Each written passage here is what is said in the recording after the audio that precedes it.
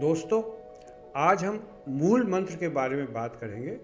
मूल मंत्र सिखों के पवित्र ग्रंथ श्री गुरु नानक साहिब में निहित है और ये सबसे संपूर्ण, सबसे महत्वपूर्ण रचना है क्योंकि ये हमारे सिख धर्म का आधार है। आपने नोट किया होगा कि हर एक धर्म की एक अपनी अलग ग्रंथ है, अपना एक अलग किताब है। जैसे मुस्लिम्स के लिए कुरान है, हमारे हिंदुओं के लिए गीता है, क्रिश्चियन भाइयों के लिए ये जो है बाइबल है।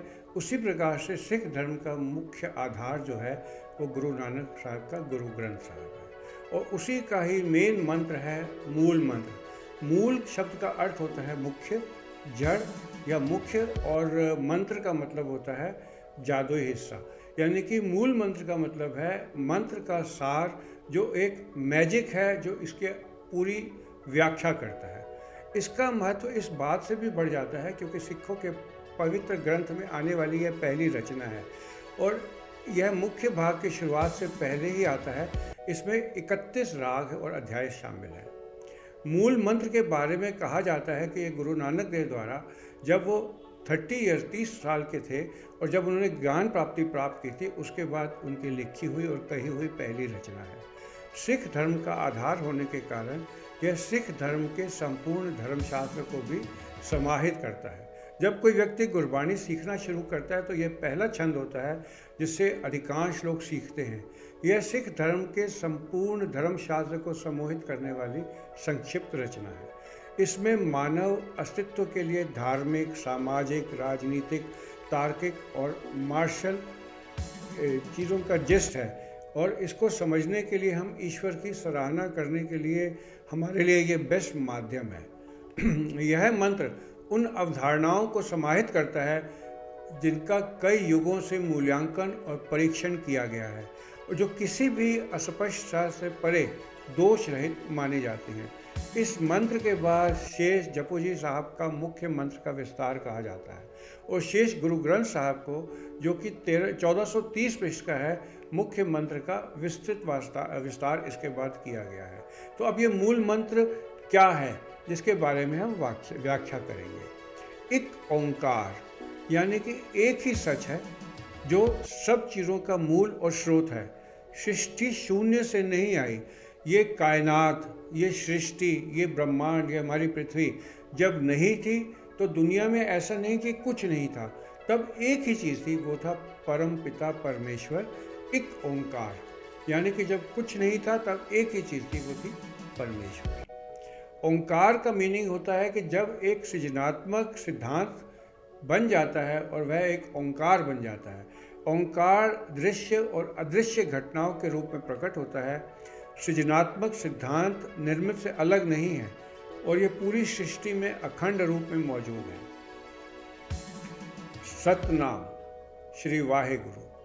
सतनाम एक का स्थायी सिद्धांत सतनाम, सच्चा नाम और केवल एक सच्चा नाम है। कर्ता पुरख, यानी कि ये सृष्टि, ये विश्व एक सिस्टम नहीं है, ये एक पुरख है, एक सुपर पावर है जो इस विश्व कायनात के होने से पहले, जब विश्व में शून्य नहीं था, केवल वो थी, वही कर्ता पुरख पूरे दुनिया को चलाने वाला है। एक ओंकार सभी दृश्य और अदृश्य घटनाओं का निर्माता है और करता है। यह केवल एक नियम या व्यवस्था नहीं है, यह एक पुरख है, एक व्यक्ति है। निर्भय, वह निर्वैर, वह एक ओंकार किसी भी भय से रहित है क्योंकि उसके अलावा यहाँ कुछ नहीं है। उस कर्ता पुरख को कोई भय नहीं है क्योंकि वही सुप्रीम है, वही दुनिया को चलाता है और वो निर्वैर है, यानी कि उसको किसी से भी कोई दुश्मनी नहीं है, कोई घृणा नहीं है, वो सबके लिए पॉजिटिव सोचता है। वह एक ओंकार किसी से भी शत्रुता से रहित है और उसके अलावा इस कायनात में कुछ नहीं है। फिर अकाल मूरत, वह एक ओंकार काल से परे है और फिर भी विद्यमान है। वह एक रूप है, एक मूरत है जो काल में विद्यमान नहीं है।